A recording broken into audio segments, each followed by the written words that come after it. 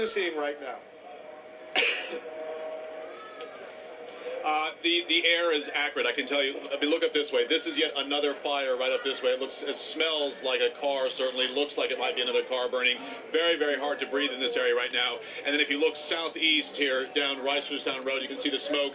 That's where the other police cars were being burned, several other vehicles, and that CVS was being looted. The police, as you noted, completely in defensive mode, just holding on to neighborhoods like this and breaking up the protesters. I'm going to show you what's happening here. They're bringing, it appears that they are starting to hopefully maybe get the upper hand here, trying to get these vans loaded up with other officers and try to move them to areas where they know the looting is happening and the protesters are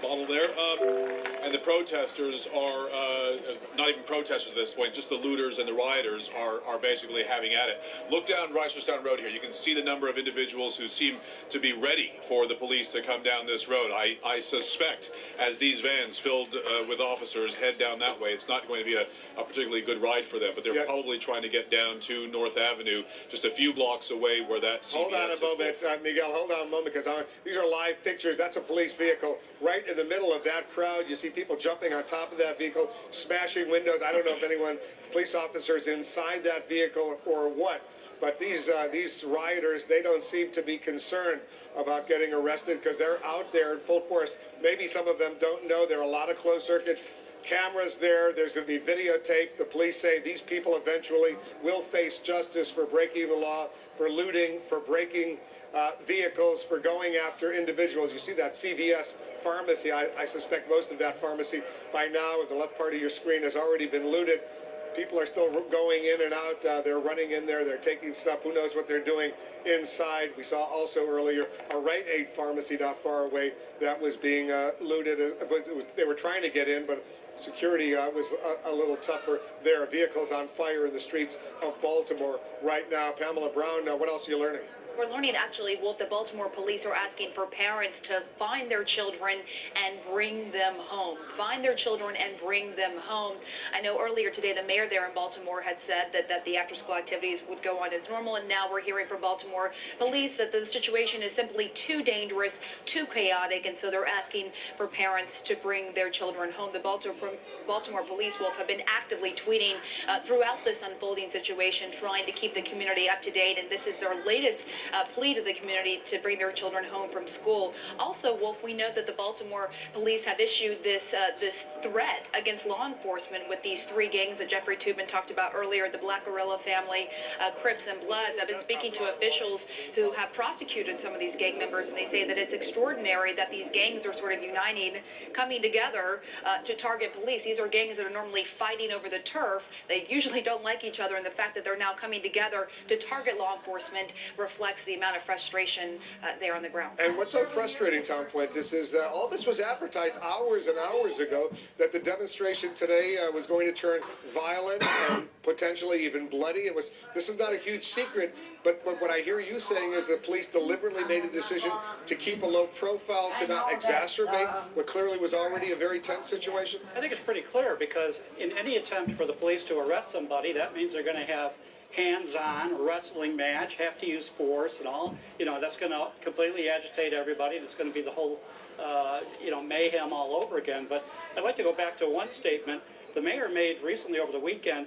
Let's give them space to destroy. So maybe this is what we're seeing.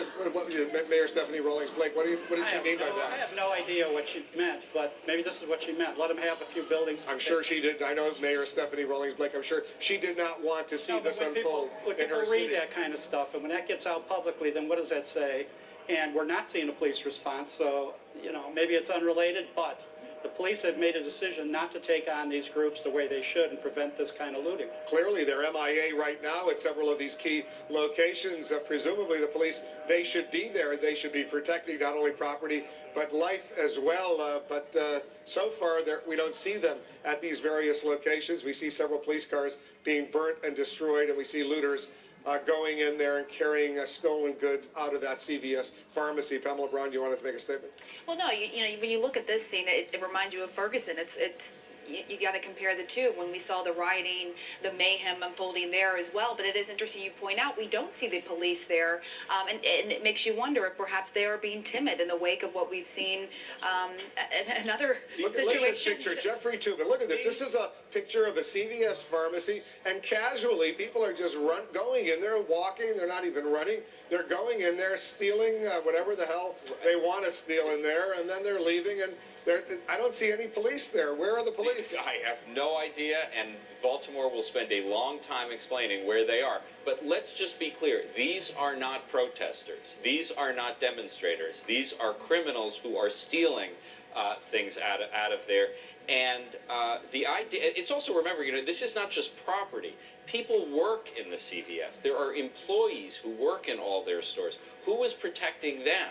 The absence of a police presence is so shocking, and I just hope people are not getting hurt. Take a look what's going on over What? here. Checks, cash. Debit cards. Oh, that's the pay bill cash check, nigga. From this Oh shit. where people could go in, get debit cards, pay their bills, and get their checks cashed, and people are just running in there.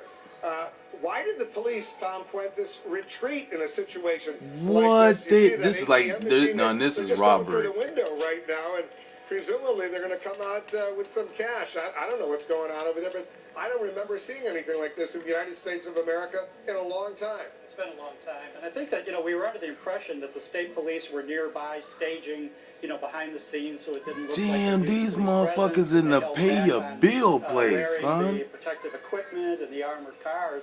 And now, it does